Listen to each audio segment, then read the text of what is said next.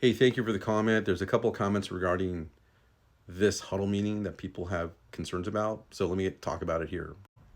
So, two things about this. The huddle meeting is just a tool that you have in order for you to consistently communicate to the employees, right? You have your huddle meeting.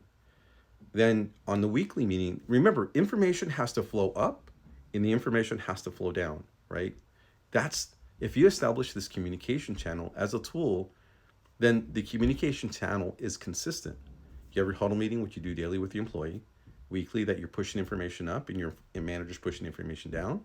Then you have your business review meeting, right, where you're pushing information up to the strategically, then they're pushing information down as well. So that flow should happen from the business review weekly, then your daily, right, with your huddle meeting. Now, keep in mind is that the huddle meeting is an established communication channel that you have with the employees. Of course, you can have informal meetings here and there. That's fine with me. But the employees can count on every single day meeting with you, the supervisor, about plan versus action. What happened yesterday, what's happening today, and recognition, all those different things, right? That is an established, the employees can count on that.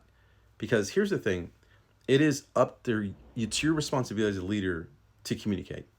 If the employee doesn't want it, doesn't matter. You have to communicate. You have to establish that as a communication channel. And it makes it very consistent. So if you happen to take off, go on vacation, someone just fills in and it's there. It doesn't fall off because you're gone. It just keeps going. Remember, this process keeps going even after you leave. When you leave, retire, go, get fired, whatever it may be, this thing still continues because that is the established way they communicate. And if you do that correctly, that'll be your legacy. Now, the anxiety part of it, and remember, employees mimic the behavior of the leader. So if you go to the huddle meeting unprepared, unsure, and deflecting and not owning the message, of course your employees are going to feel anxious and have anxiety.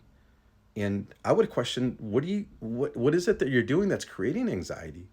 Are you guiding your team to know, like, hey guys, this is a plan, it's okay, I've got it, we've got a couple of things, but it's all going to be okay, right? If they're anxious in this meeting, something else is going on.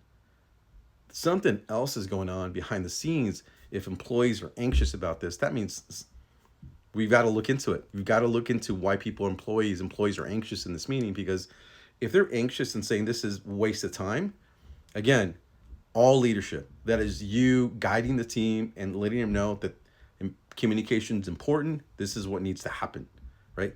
They're not going to like it, but guess what? The role is the role. The role of the leader is the leader. You have to communicate, right?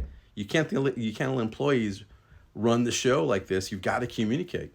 And that's what I mean is that you've got to establish these communication channels, because at the end of the day, like I said in my other videos, the employee truth number 3 is employees will throw you under the bus because they may say, like, my boss never told me.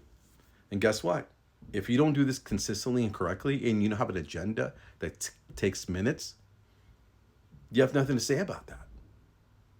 So I always suggest and always recommend, when I coach leaders and supervisors, establish a communication channel so you can consistently communicate with your employees, even if you're not there. So if you like this kind of content, please like and follow.